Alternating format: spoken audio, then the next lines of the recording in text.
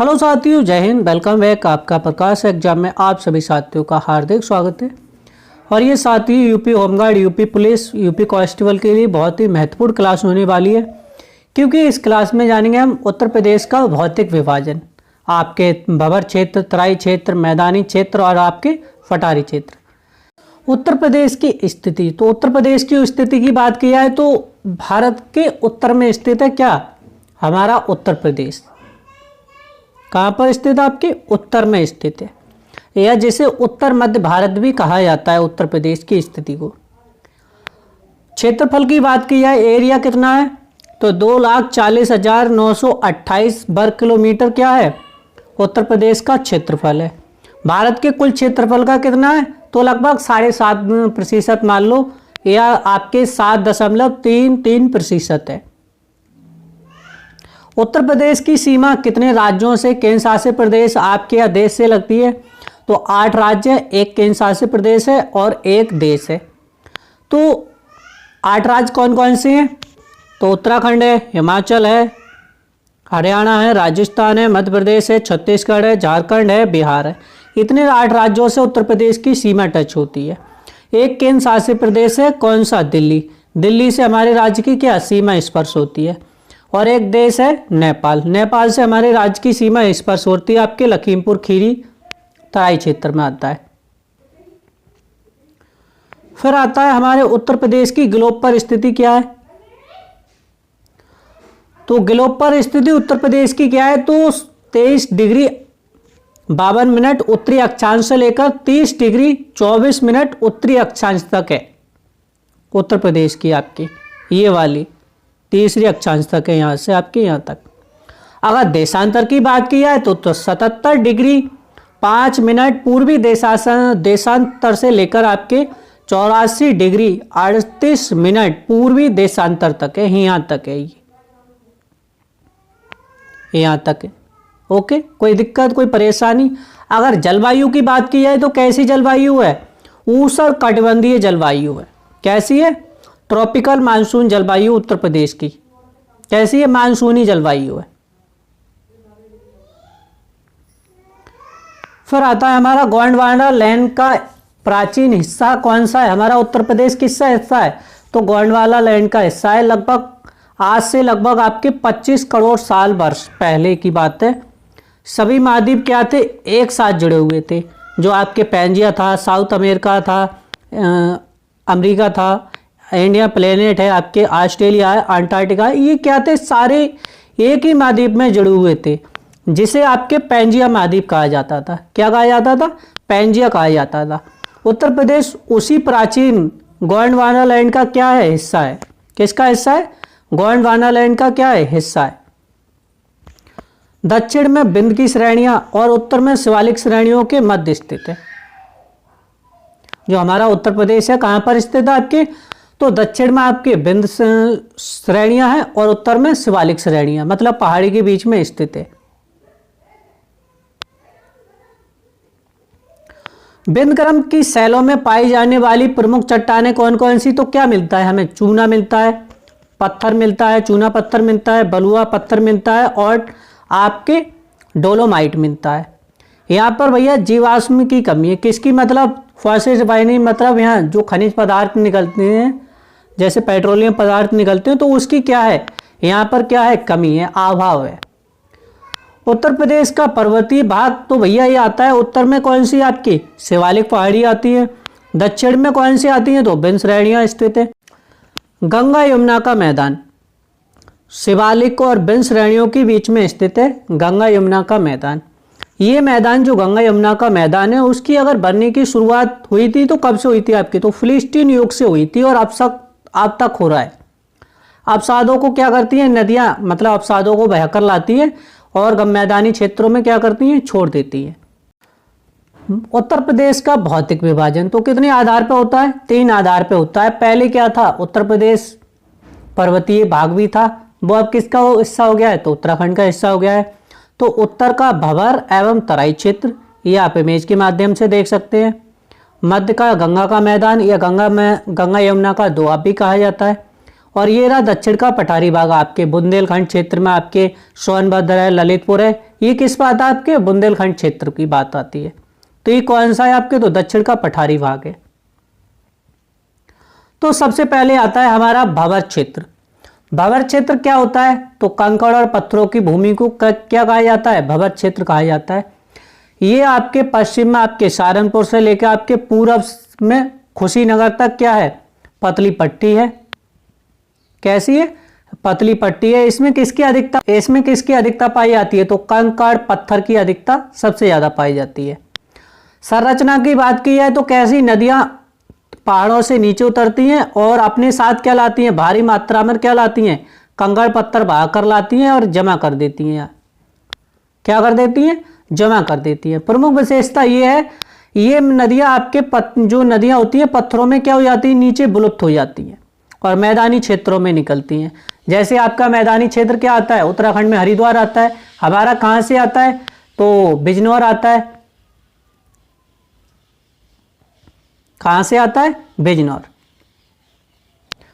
ये क्षेत्र उत्तर प्रदेश के बिजनौर, कहां, बिजनौर, सहारनपुर, पीलीभीत, महाराजगंज, खीरी और बहराइच जिलों में फैला है। कौन सा क्षेत्र, भंवर क्षेत्र। यह नदियां क्या हो जाती हैं, विलुप्त हो जाती हैं, अर्थात जल और कंकड़ों में क्या जाती हैं, समा जाती हैं।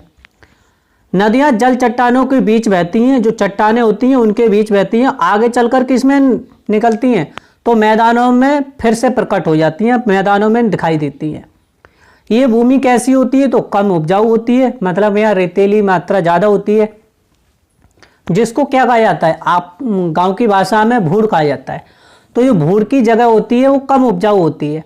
जैसे आपने गंगा यमुना का मैदान देख लें आप, बरेली क्षेत्र है, रामपुर है, तो जो यहाँ पर जब गंगा किनारे होगा, वहाँ गंगा किनारे हो चाहे यमुना किनारे जो क्षेत्र होता है वो आपने देखा वो कम उपजाऊ होता है। कैसा होता है, कम उपजाऊ होता है, मतलब लेस फर्टाइल होता है। यहाँ मिट्टी कृषि के लिए अनुपयुक्त होती है, कृषि के लिए मिट्टी उपयुक्त नहीं होती आपके भंवर क्षेत्र में, लेकिन तराई क्षेत्र में बहुत ही क्या हो जाती है, उपयोगी हो जाती है, गाद इकट्ठा करती है, तो वो बहुत ज्यादा क्षेत्र क्या हो जाता है, उपयोगी हो जाता है। भंवर के बाद आता है हमारा तराई क्षेत्र। क्या आता है, तराई क्षेत्र। दक्षिण में स्थित नमी युक्त दलदली क्षेत्र को क्या कहते हैं, तराई कहते हैं। यहाँ नदियां क्या करती हैं, पत्थरों से क्या करती हैं, धरातल पर क्या करती हैं, प्रकट करती हैं, और आपके भंवर में क्या होती हैं, पत्थरों में समा जाती हैं। तो भा से भंवर, भंवर में क्या हो जाता है, कोई चीज समा जाती है तो वो जल्दी दिखती नहीं है। वैसे ही नदी क्या होती है, जब आपके भंवर में समा जाती है तो कहाँ दिखती है, आपके तराई क्षेत्र में दिखती है। यहाँ महीन कण का निक्षेप होता है।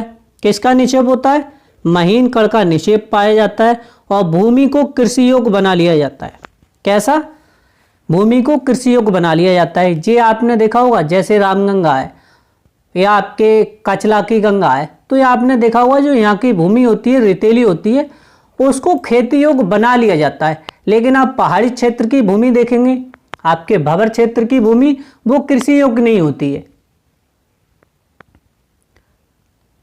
दलदली क्षेत्र होने के कारण यहाँ वन्यजीव, पहले ही आपको बताया था, क्या सबसे ज्यादा वन्यजीव आपके मिलेंगे कहाँ पर, आपके तराई क्षेत्र में वन्यजीव मिलेंगे। चाहे आपके पीलीभीत टाइगर रिजर्व हो, लखीमपुर खीरी वन्यजीव अभ्यारण्य हो, बहुत सारे वन्यजीव अभ्यारण्य वो आपके तराई क्षेत्र में ज़्यादा मिलेंगे।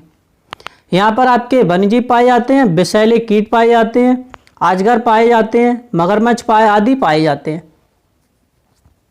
तो ऐसा होता है, आपने सुना नहीं था लखीमपुर खीरी में मगरमच्छ किस पर आ गया था, बारिश के टाइम पर सड़क पर आ गया था।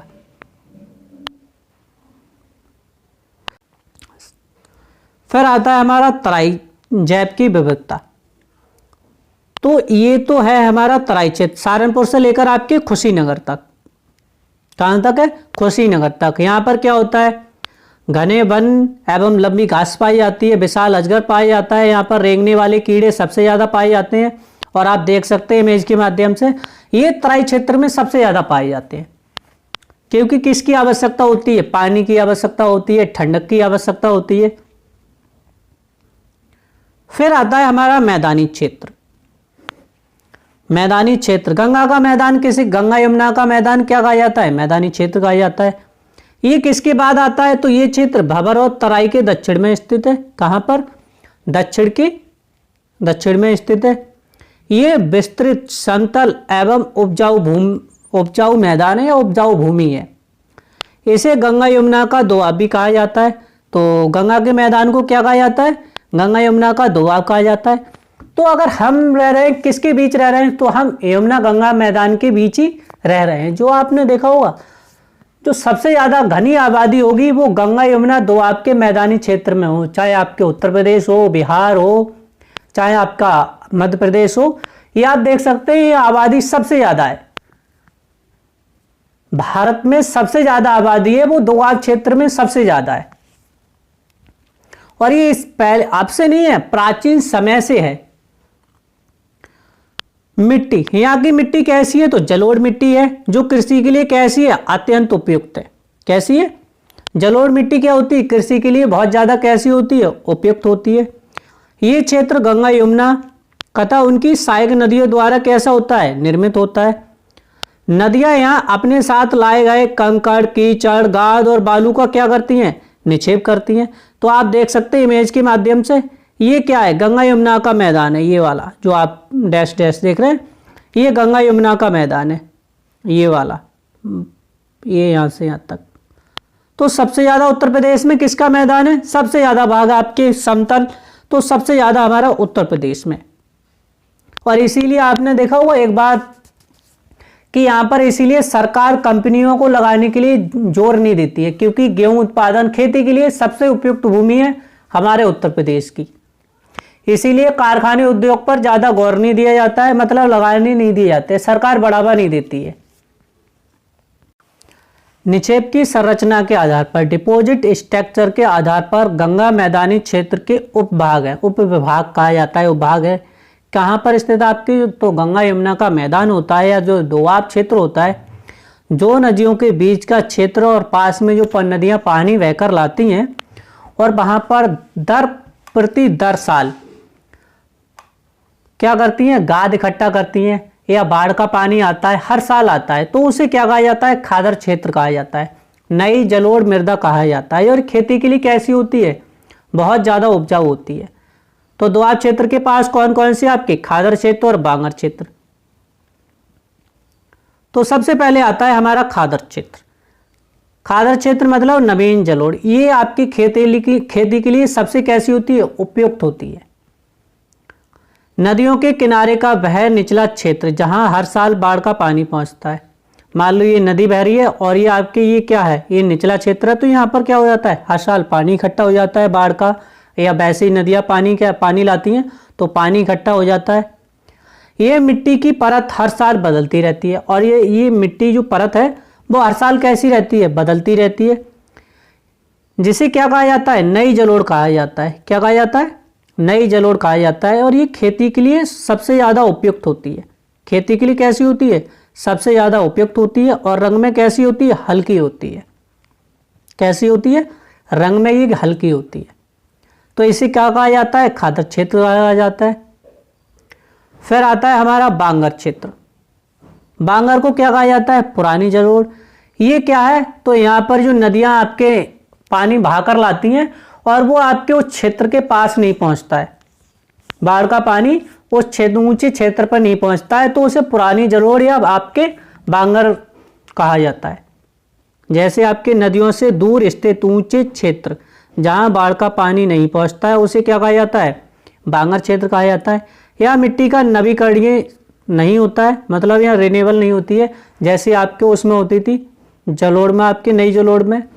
इसे क्या कहा जाता है? पुरानी जलोढ़ कहा जाता है। और उर्वरता बनाए रखने के लिए किसका प्रयोग होता है? सबसे ज़्यादा फर्टिलाइजर का प्रयोग होता है। हमारे क्षेत्र में किसका प्रयोग होता है? आपके सबसे ज़्यादा फर्टिलाइजर का प्रयोग होता है। और यहाँ अक्सर आपके कंकड़ या कैल्शियम की ग्रंथियाँ पाई जाती हैं। किसकी ग्रंथियाँ पाई जाती हैं? कंकड़ या कैल्शियम की ग्रंथियाँ पाई जाती हैं आपके पुरानी जलोढ़। दक्षिण का पठारी भाग, तो ये किसका हिस्सा है? तो ये बुंदेलखंड का हिस्सा है। किसका हिस्सा है? बुंदेलखंड पठार का हिस्सा है। और ये क्षेत्र मध्य प्रदेश के मैदान के ठीक दक्षिण में स्थित है। कहाँ पर स्थित है? मध्य प्रदेश के मैदान के ठीक दक्षिण में स्थित है। भूगर्भिक संबंध की बात की जाए तो ये भारत का प्रायद्वीपीय पठार का उत्तरी विस्तार है। कैसा विस्तार है? भारत का प्रायद्वीपीय पठार का उत्तरी विस्तार है। और ये सीमा मुख्यतः किससे सटी हुई है? तो इसकी सीमा मध्य प्रदेश से सटी हुई है। यहाँ की जो सामान्य ऊंचाई की बात की जाए तो कितनी है आपके? लगभग 300 मीटर होती है। कुछ स्थानों पर जैसे आपके मिर्जापुर है, सोनभद्र है, कैमूर और विंध्याचल की पहाड़ियाँ हैं, वो लगभग 600 मीटर तक ऊंची हैं। ये क्षेत्र कौन कौन से हैं? तो ये क्षेत्र आपके जालौन, झांसी, हमीरपुर, महोबा, बांदा, चित्रकूट, प्रयागराज को क्या कहा जाता था पहले? इलाहाबाद, अब नाम बदलकर क्या कर दिया गया है आपके? प्रयागराज, वाराणसी आदि जिलों में फैला है। कौन सा? आपके विंध्याचल का पहाड़ी क्षेत्र आपके। और प्रमुख नदियां कौन कौन सी बहती हैं? तो चंबल, बेतवा, कैन, यमुना नदी की प्रमुख सहायक नदियां हैं। सोन और टेंस ये गंगा नदी की कौन सी हैं? सहायक नदियां हैं। मिट्टी एवं कृषि के लिए यहाँ बहुत ही कम वर्षा होती है और यहाँ की मिट्टी कैसी होती है? लाल मिट्टी होती है। और खेती की बात की है तो कम वर्षा होती है, तो आपने देखा होगा जो कम पानी की खेती के लिए कौन कौन से आपके? चना, कम पानी के लिए सरसों, अरहर, ज्वार, गेहूँ, ये आपकी प्रमुख फसल है। बुंदेलखंड का पठार तथा विंध्याचल पर्वतमाला का निर्माण किससे माना जाता है? तो प्री कैम्ब्रियन युग से माना जाता है या प्री कैम्ब्रियन युग के काल में हुआ था। तो साथियों ये तो थी आज की क्लास। साथियों कमेंट करके बताएं क्लास कैसी लगी। जय हिंद, जय भीम। मिलते हैं नेक्स्ट वीडियो में, तब तक के लिए धन्यवाद।